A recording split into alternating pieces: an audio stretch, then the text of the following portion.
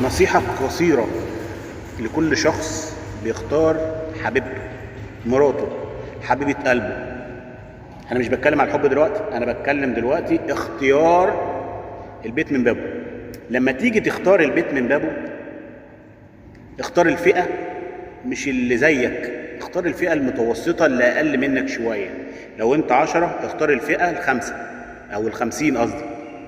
لو أنت 100 اختار الفئة 80 مثلا. يعني الفئة دي على المستوى اللي أنت فيه. يعني أنت لو أنت متوسط 50، يعني لو مثلا معاك 50,000 مثلا، اختار الفئة اللي معاها 10,000. أنا بتكلم الفئة يعني العيشة اللي أنت عايشها. لو أنت عندك فيلا اختار اللي عندها شقة. لو أنت عندك عربية اختار اللي ما عندهاش عربية. دي الفئة اللي أقل منك. عشان لو أنت اخترت الفئة الأعلى منك أو اخترت الفئة الغنية، أنت مش هتعرف تكفي. ليه؟